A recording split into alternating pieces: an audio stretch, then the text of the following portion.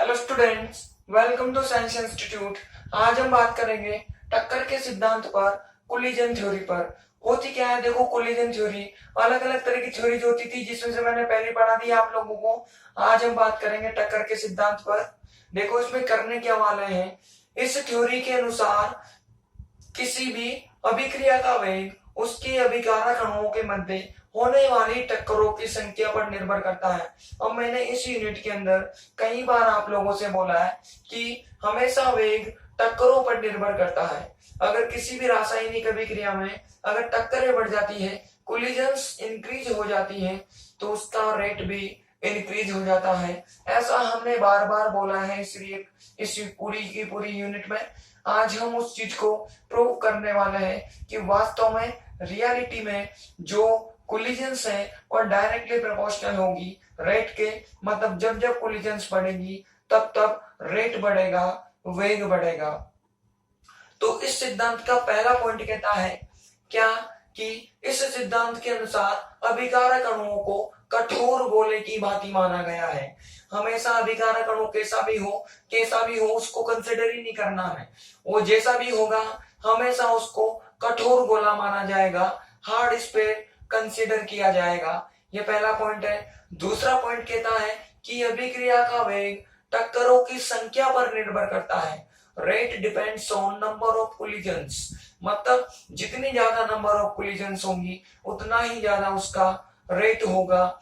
इसी को आगे एक्सप्लेन करके मैं क्या बोल सकता हूं भाई, ऐसे बोल सकता हूं कि प्रति इकाई आयतन में प्रति सेकंड होने वाली टक्करों की संख्या को कहा जाता है टक्कर आवृत्ति या कोलिजन फ्रीक्वेंसी। क्या क्या बोला मैंने, रिएक्टेंट मॉलिक्यूल है, दो रिएक्टेंट मॉलिक्यूल है, आपस में कोलिजन करेंगे तो उनकी कोलिजन्स में से इकाई आयतन में, इकाई समय में जो भी हमने वॉल्यूम लिया होगा उसमें से इकाई आयतन में, इकाई समय में होने वाली कुल टक्करों की संख्या को टक्कर आवृत्ति कहा जाता है। मतलब number of collisions carried in unit volume per unit time.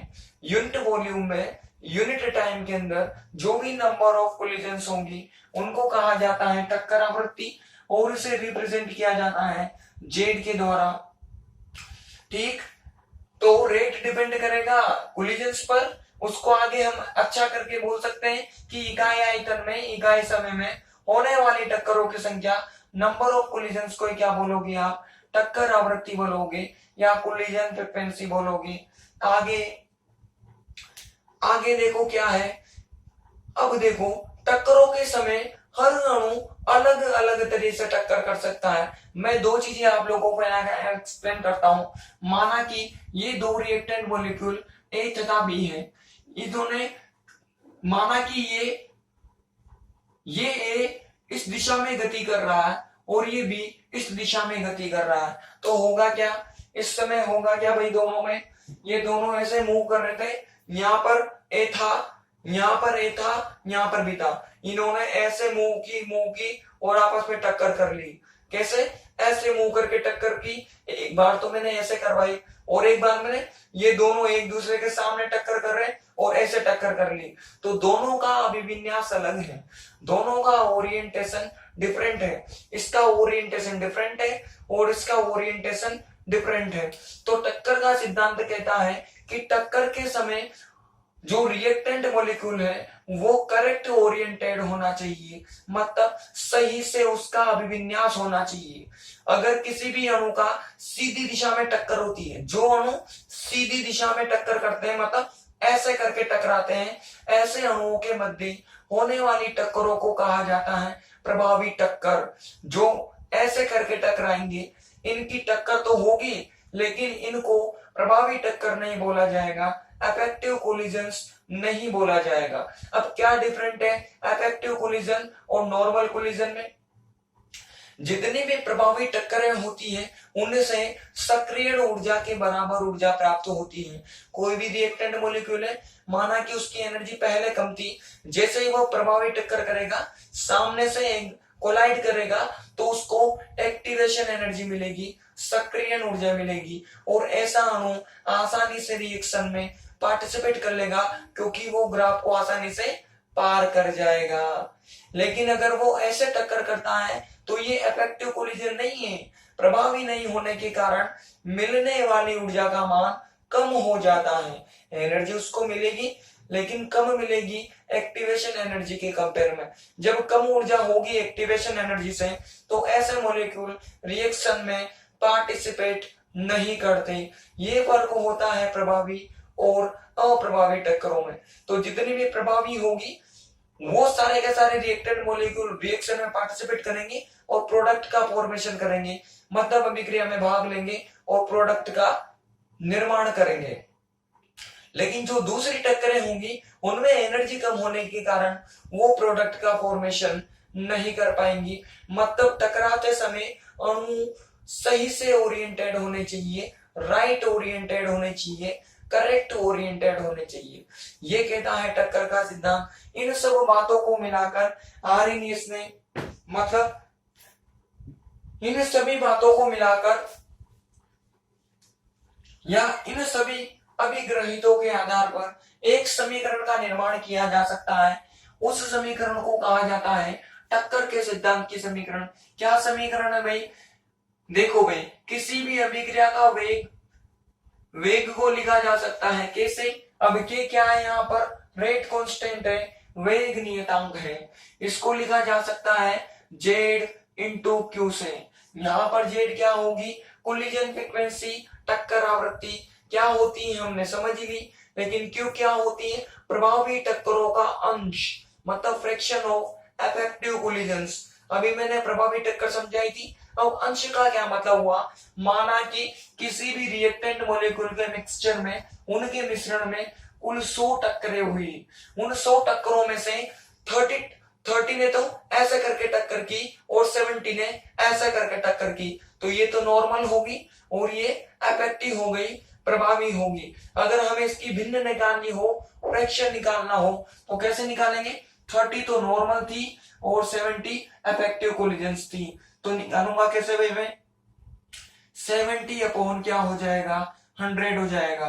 मतलब इफेक्टिव को मैं क्या बोल सकता हूँ? एन स्टार बोल सकता हूँ। और टोटल कोलिजन्स को मैंने बोल दिया एन। सपोज करो टोटल कोलिजन मेरे पास एन थी और उनमें से इफेक्टिव कोलिजन मेरे पास एन स्टार थी। तो यहां से जो क्यू होगा ये कितना हो जाएगा? एन स्टार अपॉन एन हो जाएगा। इसे कहोगे आप प्रभावी टक्करों का अंश। इसे रिप्रेजेंट किया जाता है क्यू से, जो बताता है कि टोटल में से इतनी कोलिजन्स इफेक्टिव है, इतनी टक्करें प्रभावी है। इन दोनों के मल्टीपल को कहा जाता है के बताएगा किसी भी अभिक्रिया के रेट को या उसके वेग को रिप्रेजेंट करेगा। अब देखो, किसी भी अभिक्रिया में दो तरह की रिएक्टेंट मॉलिक्यूल पॉसिबल है। एक तो सेम वाले और एक डिफरेंट वाले। टक्कर करने वाले दोनों मॉलिक्यूल सेम भी हो सकते हैं और वो डिफरेंट भी हो सकते हैं। ए टाइप का भी हो सकता है और ए बी टाइप का भी हो सकता है। तो सेम और डिफरेंट है तो इस इक्वेशन के भी दो फॉर्म बनेंगे। एक बार तो मैंने K11 बोला तो यहाँ पर Z11 हो जाएगा, इधर की तरफ क्यों हो गया।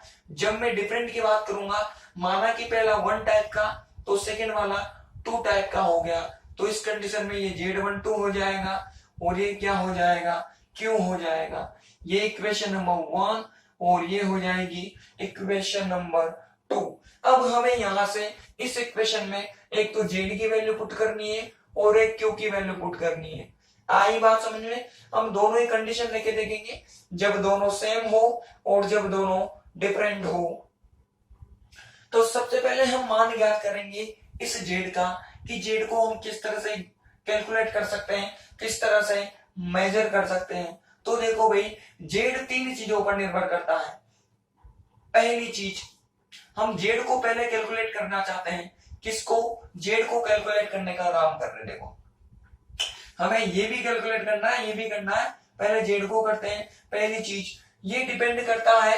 देखो भाई, माना कि किसी अभिक्रिया मिश्रण में ये N1 मॉलिक्यूल है और इधर की तरफ N2 मॉलिक्यूल है। अब इसका मीनिंग क्या हुआ भाई? माना कि मैंने दो तरह के मॉलिक्यूल लिए, बहुत सारा हमारे पास मिश्रण है, उसमें से कुछ मॉलिक्यूल तो A टाइप के हैं और कुछ मॉलिक्यूल बी टाइप के हैं। माना कि इन ए टाइप के मॉलिक्यूल की जो संख्या है वो n1 है और इस टाइप के मॉलिक्यूल की जो नंबर है वो n2 है। अब होगा क्या, एक बार ये सारे इससे कोलिजन करेंगे। बताओ ये कितने हैं, n1 मॉलिक्यूल है। माना कि n1 को मैंने 10 मान लिया, तो ये 10 बार इससे टक्कर करेंगे तो इसके द्वारा होने वाली टोटल टक्कर कितनी हो जाएगी, n1 हो जाएगी। उल्टा करो, अभी मैंने इनको लेकर देखा, अब ये कितने हैं, n2 है। ऐसे ही ये भी सारे के सारे इनसे कोलिजन करेंगे तो एक बार करेगा तो n2 कितनी बार करेंगे भाई, n2 टाइम करेंगे। तो टोटल होने वाली टक्करें कैसे लिखी जा सकती हैं, n1 इंटू n2 से लिखी जा सकती है। बात समझ में आ रही है कि माना कि ए टाइप के n1 मॉलिक्यूल थे, बी टाइप के n2 मॉलिक्यूल थे। अब होगा क्या, ये सारे आपस में टक्कर करेंगे। पहले इसका मैंने एक लिया और इसके मैंने माना कि ये कितने थे, 10 थे, तो पहले ये गया, फिर ये गया, फिर ये, फिर ये, फिर ये, फिर ये। अब जितने होंगे उतने ही जाएंगे, मतलब इनके द्वारा होने वाली टक्करें कितनी निकली, इससे n1 टक्करें निकली। यहाँ 10 लिया था तो 10 टक्कर निकली। अब इनकी बात करते हैं, इनमें मैंने एक माना, एक से जैसा होगा बाकियों से वैसा ही होगा। तो पहले ये गया, फिर ये गया, फिर इसके माना, इसके भी 10 थे, इसके मैंने 10 माने, तो पहला गया, सेकंड, फोर्थ, 5, 6, जितने होंगे उतने जाएंगे। अब मैंने n2 मान रखा, तो इनके द्वारा जो नंबर ऑफ कोलिजन्स निकलेगी वो भी n2 निकलेगी। तो इन्होंने n1 की, इन्होंने n2 की, टोटल कितनी निकलेगी भाई, मल्टीप्लाई करेंगे इसको, n1 इंटू n2 हो जाएगा। अब एक ने n1 की, तो n1 कितने टाइम करेंगे, n1 टाइम करेंगे। तो हमें क्या करना पड़ेगा, ऐड नहीं करना है। अगर एक एक मानता तो ऐड करता, मैंने ये भी n1 माने और ये भी n2 माने, तो इनके द्वारा n1, इनके द्वारा n2, लेकिन मैंने कितने माने थे, सिर्फ एक एक के साथ निकाली। ऐसे कितने हैं, ये n1 मॉलिक्यूल है, तो जैसा काम एक के साथ होगा वैसा ही n1 के साथ होगा।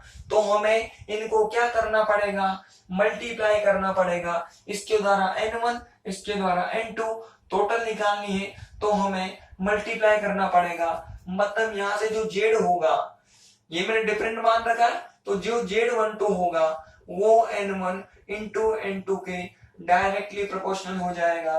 बोलो बात समझ में आई, इन्होंने इतनी की, इन्होंने इतनी की, टोटल हो जाएगा n1 इंटू n2 हो जाएगा भाई। ये पहली चीज होगी। दूसरी चीज, माना कि पहले मॉलिक्यूल का डायमीटर ये था, उसका व्यास, उसकी शेप ऐसी है, और दूसरे वाले मॉलिक्यूल की शेप ऐसी है। दोनों के दोनों स्पेयर है, गोले हैं, ठीक है। यहाँ पर इसका सेंटर हो गया, यहाँ पर इसका सेंटर हो गया।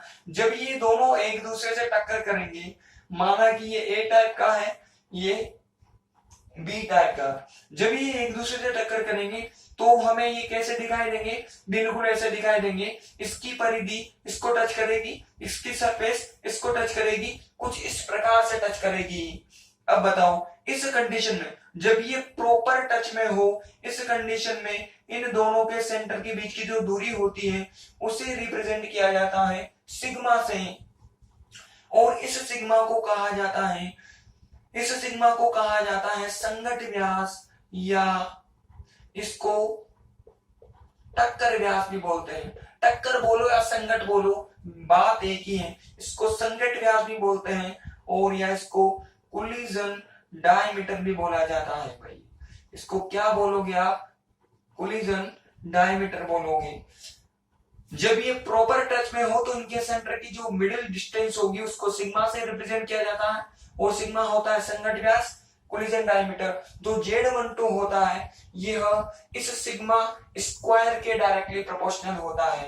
पहला तो इसके प्रोपोर्शनल हो गया, दूसरा Z12 इन दोनों के भी जो भी सिग्मा निकलेगा उसके स्क्वायर के, उसके वर्ग के सीधे समानुपाती होता है। दूसरी चीज होगी, थर्ड निकालते हैं भाई। थर्ड क्या है, देखो भाई, अब देखो जब ये गति करेंगे तो इसका कोई ना कोई वेग होगा, ये भी मूव करेगा, इसका कोई ना कोई वेग होगा।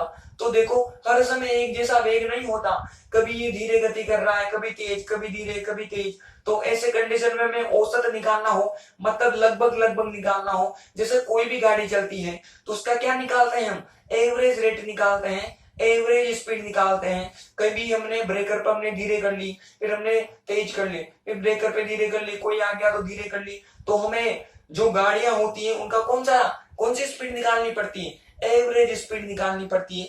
वैसे ये मॉलिक्यूल भी कभी धीरे कभी तेज, कभी धीरे कभी तेज, तो हमें इसका कौन सा रेट निकालना पड़ेगा, एवरेज रेट निकालना पड़ेगा। हमेशा एवरेज रेट ही हमारे काम का होता है, औसत वेग ही हमारे काम का है। तो इनका कोई न कोई औसत वेग होगा। माना कि औसत वेग कितना हो इनका, सी बार हो, एवरेज रेट को मैंने सी बार बोल दिया। जो Z12 होगा, यह Z12 इनके औसत वेग के सीधे समानुपाती होगा, डायरेक्टली प्रोपोर्शनल होगा भाई। आ रही है बात समझ में। पहला तो N1 N2 के समानुपाती, फिर सिग्मा स्क्वायर के समानुपाती, फिर इसके आगे Z12 होगा वो सी बार के भी समानुपाती होगा, औसत वेग के भी डायरेक्टली प्रोपोर्शनल होगा। इन तीन चीजों पर डिपेंड करता है Z। अब यहां से अगर तीनों इक्वेशंस को मिला दे, इनको 3 को 4 को और 5 को मिला दे, तो बताओ क्या लिखा जा सकता है।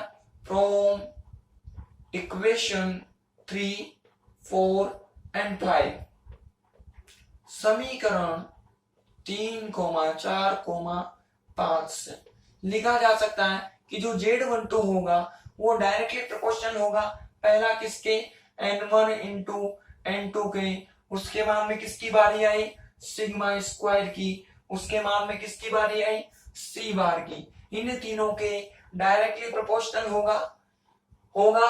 उसके बाद में भाई अब इस प्रोपोर्शनल को हटाओगे तो आपको लगाना पड़ेगा कांस्टेंट की फॉर्म में। यहां पर क्या आएगा भाई, पाई निकल कर आएगा। जो कांस्टेंट होता है वो यहाँ पर कितना होता है, पाई होता है। तो इधर की तरफ क्या हो जाएगा, ये N1 N2 ये हो जाएगा सिग्मा स्क्वायर और ये हो जाएगा सी बार।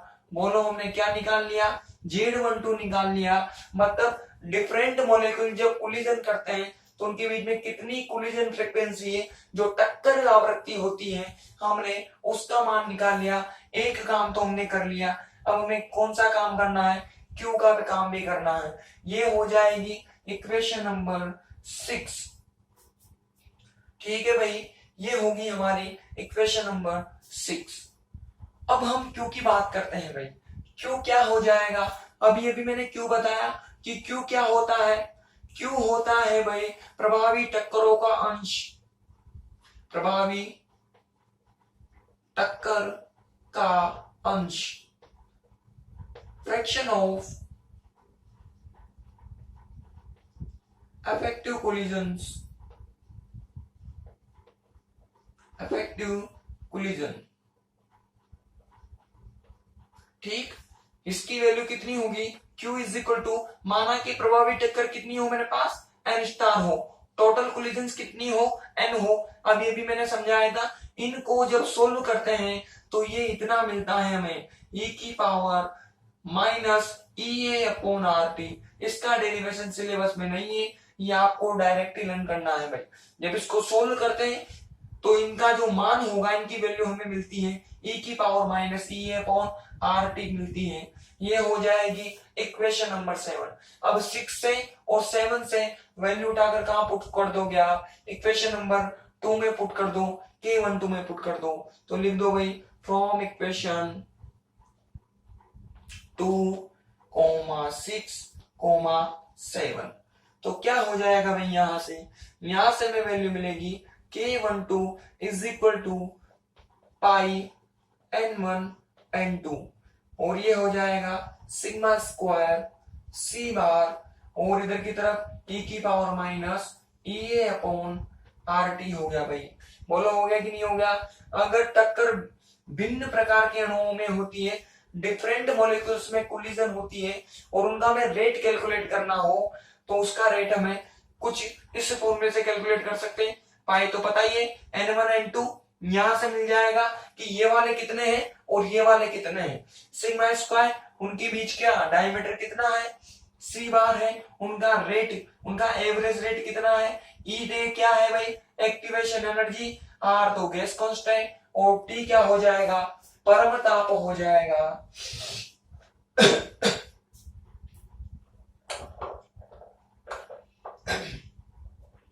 ठीक, ये हो जाएगी हमारी इक्वेशन नंबर 8।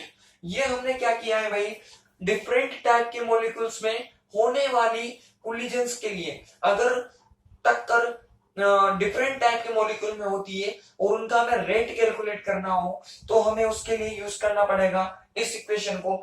लेकिन बाय द वे अगर टक्कर होती है सेम मॉलिक्यूल में, ये डिफरेंट माना, ये डिफरेंट माना, अब मैंने क्या कर दिया, सेम सेम कर दिया, ये भी ए टाइप का हो और ये भी ए टाइप का हो। अगर ऐसे मॉलिक्यूल में कोलिजन्स हो, ऐसों में टक्करें हो, तो उनका रेट हम किस तरह से कैलकुलेट कर सकते हैं, उसके लिए इस इक्वेशन को कुछ इस प्रकार से प्रदर्शित किया जा सकता है भाई।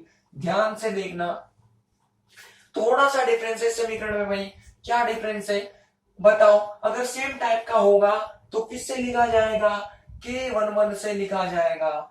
ये जो कांस्टेंट है यहां तक तो सेम ही है, यहां पर हमने क्या लगाया था, कांस्टेंट लगाया था। जब डिफरेंट मॉलिक्यूल होते हैं तो कांस्टेंट पाई होता है, लेकिन जब सेम मॉलिक्यूल होते हैं तो ये कांस्टेंट पाई अपॉन √2 होता है भाई।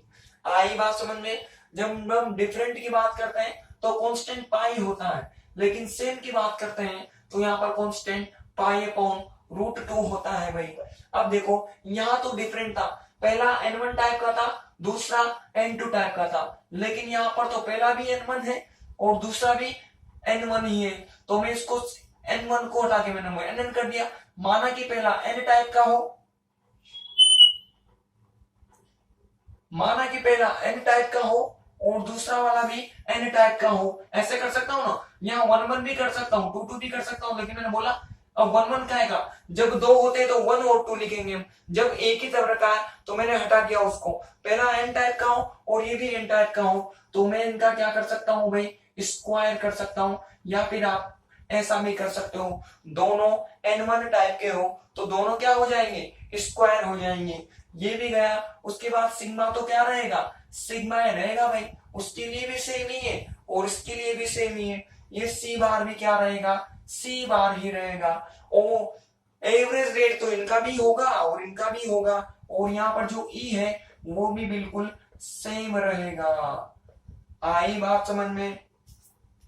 तो डिफरेंस कहां निकल कर आया, केवल कांस्टेंट में। एक तो ये कांस्टेंट बदल गया और साथ में जो N1 N2 थे ये डिफरेंट थे, ये सेम हो गए N1 N2 के, तो मैंने इनको स्क्वायर कर दिया। बाकी सारी की सारी इक्वेशन हमें सेम ही मिलेगी। अगर सेम के लिए करना हो तो आपको यूज करनी पड़ेगी ये वाली इक्वेशन, अगर डिफरेंट के लिए करना हो तो आपको यूज लेनी पड़ेगी इक्वेशन नंबर 8 यूज में लेनी पड़ेगी भाई। आई बात समझ में। इन दोनों समीकरणों को कहा जाता है टक्कर के सिद्धांत की समीकरण या इक्वेशंस ऑफ कोलिजन थ्योरी। ये डिफरेंट मॉलिक्यूल्स के लिए और वो सेम मॉलिक्यूल्स के लिए है। ठीक, अब लिख लेते हैं इसको, लिखो भाई इसके अंदर लिखो, टक्कर के सिद्धांत को निम्न बिंदुओं की सहायता से, टक्कर के सिद्धांत को निम्न बिंदुओं की सहायता से समझाया जा सकता है, निम्न बिंदुओं की सहायता से समझाया जा सकता है। लिखो नंबर 1 पॉइंट, आप लोग भी साथ में लिखते चलो भाई। Collision theory, collision theory can be explained, collision theory can be explained by following points, can be explained by following points. Number 1 लिखो, इस सिद्धांत के अनुसार अभिकारक अणुओं को, इस सिद्धांत के अनुसार अभिकारक अणुओं को कठोर गोले की भांति माना जाता है, अभिकारक अणुओं को कठोर गोले की भांति माना जाता है। According to this theory reactant molecules are considered as hard sphere. According to this theory, reactant molecules are considered as hard sphere. दूसरा पॉइंट लिखो, इस सिद्धांत के अनुसार अभिक्रिया का वेग, इस सिद्धांत के अनुसार अभिक्रिया का वेग अभिकारक अणुओं के मध्य टक्करों की संख्या पर निर्भर करता है। अभिकारक अणुओं के मध्य टक्करों की संख्या पर निर्भर करता है। आप भी लिखो, according to this theory rate of reaction, according to this theory rate of reaction depends on number of collisions between reactant molecules, number of collisions between reactant molecules। अगर आप लोग लिख नहीं पा रहे हो तो वीडियो को पॉज करके लिख लेना भाई, ठीक है। नंबर ऑफ कोलिजन्स, कंटिन्यू करो इसी पॉइंट के अंदर। इकाई समय में, इकाई आयतन में, इकाई समय में, इकाई आयतन में होने वाली कुल टक्करें टक्कर आवृत्ति कहलाती है। इकाई समय में, इकाई आयतन में होने वाली कुल टक्करें टक्कर आवृत्ति कहलाती है। इसे संघट्ट आवृत्ति भी कहते हैं, इसे संघट्ट आवृत्ति भी कहते हैं। इसे जेड से प्रदर्शित करते हैं, इसे जेड से प्रदर्शित करते हैं। Number of collisions in unit volume, number of collisions in unit volume in unit time, unit volume in unit time is called collision frequency, is called collision frequency. It is denoted by Z, it is denoted by Z। Next point, इस सिद्धांत के अनुसार अभिकारक अणु, इस सिद्धांत के अनुसार अभिकारक अणु टक्कर के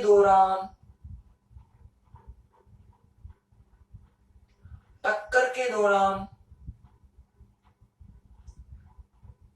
सही अभिविन्यासित होने चाहिए, सही अभिविन्यासित होने चाहिए।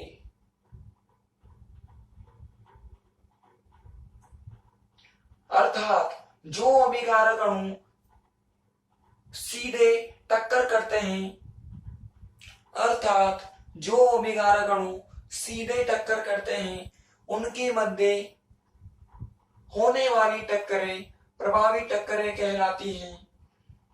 जो अभिकारक अणु सीधे टक्करें करते हैं उनके मध्य होने वाली टक्करें प्रभावी टक्कर कहलाती हैं, प्रभावी टक्कर कहलाती हैं। आप लोग लिखो, according to this theory during collisions, according to this theory during collisions reactant molecules must be right oriented, reactant molecules must be correct oriented or right oriented, correct oriented or right oriented। It means the reactant molecules which collide head to head, which collide head to head,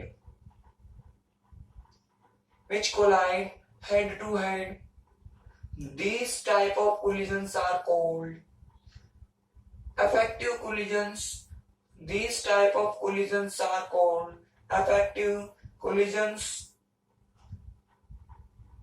effective collisions। Next line से लिखो, उपरोक्त बिंदुओं के आधार पर निम्न समीकरण दी जा सकती है, उपरोक्त बिंदुओं के आधार पर निम्न समीकरण दी जा सकती है। ये लिख लो भाई समीकरण, केवल ये आप लोग लिखो on the basis of above points following equation can be return. Following equation can be return. अगली लाइन से लिखो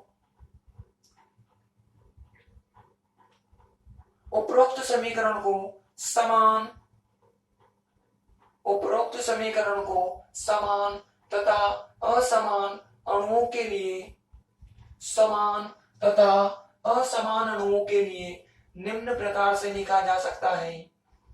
निम्न प्रकार से लिखा जा सकता है। लिख लो 1 और 2 दोनों लिख लो भाई। Above equation can be return for above equation can be written for same or different molecules as following way. Same or different molecules as following way. Equation number 1 and 2 कर लीजिए भाई। अगली लाइन से लिखो टक्कर आवृत्ति का मान निम्न प्रकार ज्ञात किया जा सकता है। टक्कर आवृत्ति का मान निम्न प्रकार ज्ञात किया जा सकता है। कोलिजन फ्रीक्वेंसी कैन बी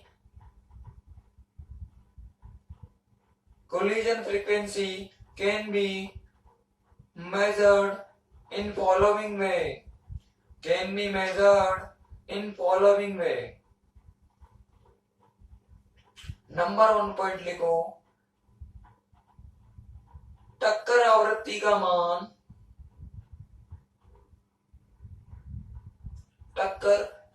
का मान अभिकारक अणुओं के मध्य होने वाली टक्करों की संख्या पर अभिकारक अणुओं के मध्य होने वाली टक्करों की संख्या पर निर्भर करता है। होने वाली टक्करों की संख्या पर निर्भर करता है।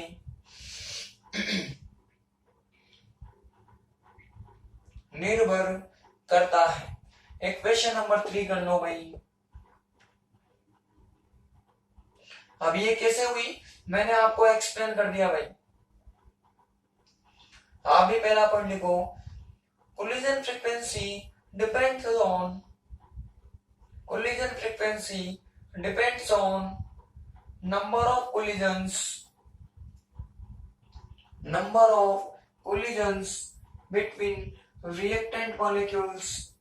number of collisions between reactant molecules. ठीक। इक्वेशन नंबर 3 कर लो भाई। नेक्स्ट पॉइंट टक्कर आवृत्ति का मान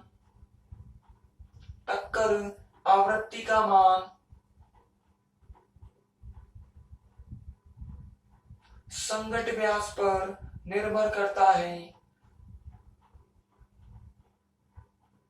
टक्कर आवृत्ति का मान संगत व्यास पर निर्भर करता है। यह संगत व्यास के वर्ग के समानुपाती होती है। यह संगत व्यास के वर्ग के समानुपाती होती है। ठीक, डायग्राम बना लो साइड में। और ये संगत व्यास सिग्मा हो गया। इक्वेशन नंबर 4 कर लो। आप लोग लिखो collision frequency is directly proportional to collision frequency is directly proportional to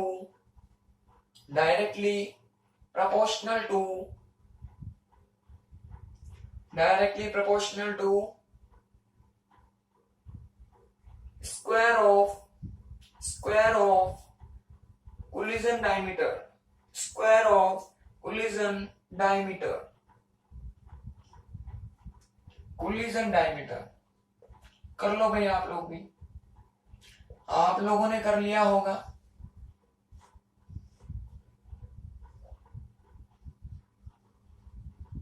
next point टक्कर आवृत्ति अणुओं के औसत वेग पर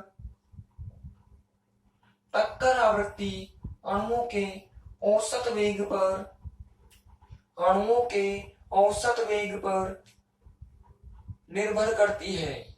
औसत वेग को रिप्रेजेंट किया जाता है सी बार से। लिख लो इक्वेशन नंबर 5। 5 लिख के कहां तक आ जाओगे भाई? 6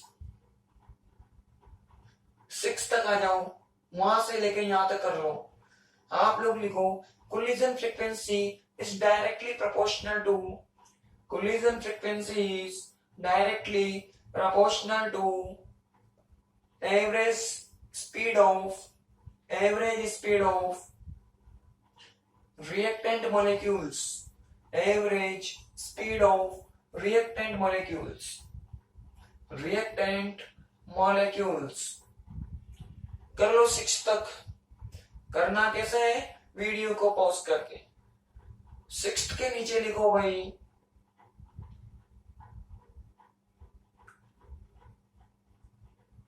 प्रभावी टक्करों के अंश Q को निम्न प्रकार से ज्ञात किया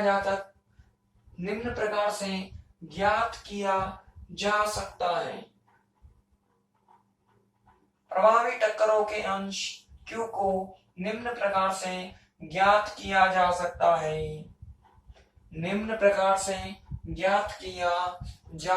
है। देखो यहां से लिखना है ऐसा करके। कंप्लीट कहां तक करना है भाई? इक्वेशन नंबर 8 तक कंप्लीट करना है आपको। ठीक, अब देखो यहां पर सारा मान पता है हमें।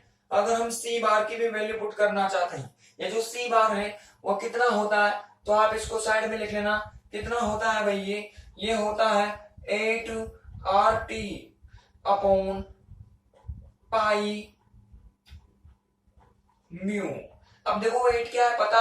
आर गैस कांस्टेंट, टी क्या है? परमताप या एब्सोल्यूट टेम्परेचर, पाई तो पाई है, और ये म्यू होता है समानित द्रव्यमान। इस म्यू को क्या बोलते हैं भाई? समानित द्रव्यमान बोलते हैं इसको, समानित द्रव्यमान।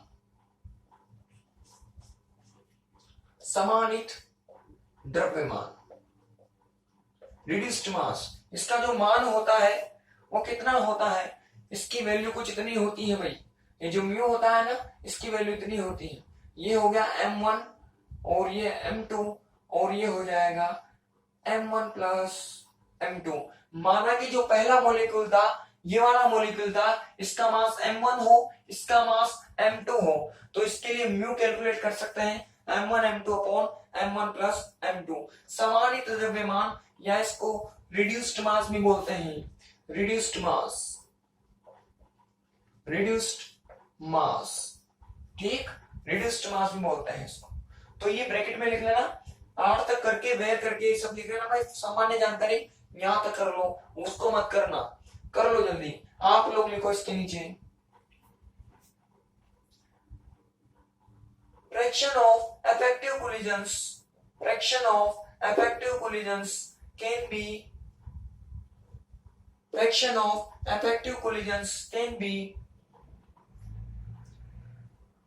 be calculated in following way.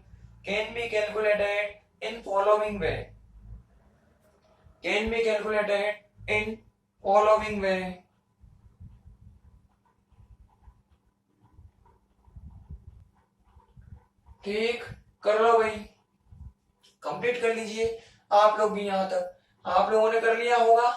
लिखो इसके नीचे उपरोक्त समीकरण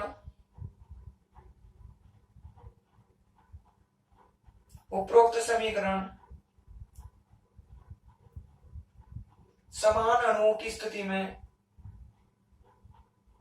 उपरोक्त समीकरण असमान अणुओं की स्थिति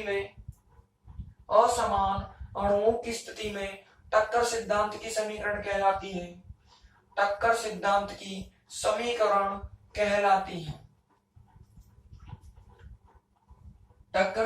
की समीकरण कहलाती है। अगली लाइन से लिखो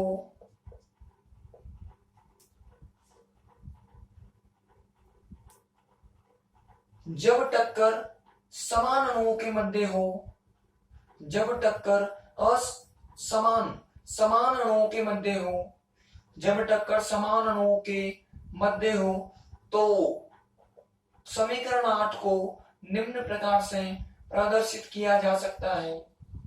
समीकरण 8 को निम्न प्रकार से प्रदर्शित किया जा सकता है। समीकरण 8 को निम्न प्रकार से प्रदर्शित किया जा सकता है। कैसे करेंगे भाई? ऐसे करेंगे, सी बार की वैल्यू इतनी हो जाएगी। अब मैंने यहाँ पर एम क्यों लिखा? क्योंकि देखो पहला भी ए टाइप का ही है और सेकंड वाला भी ए टाइप का ही है। इसका एम हो तो इसका भी एम ही होगा, तो यहाँ पे क्या लिखोगे आप? एम लिखोगे। लिख लेना एम की वैल्यू को, यहाँ पे कर लो भाई यहां तक कंप्लीट। आप लोग लिखो इसके नीचे above equation is equation of collision theory for different molecules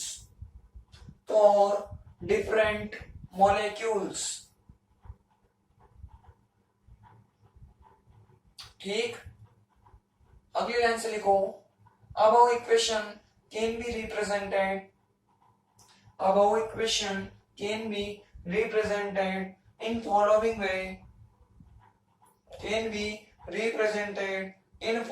way for same molecules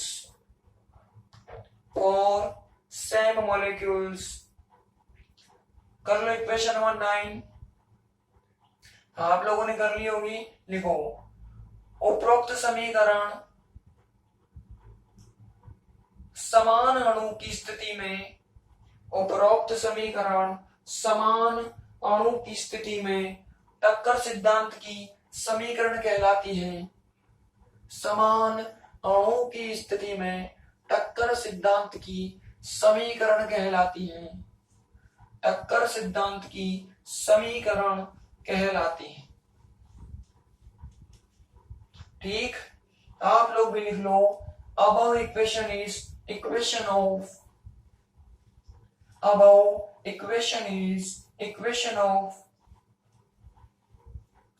collision theory for same type of molecules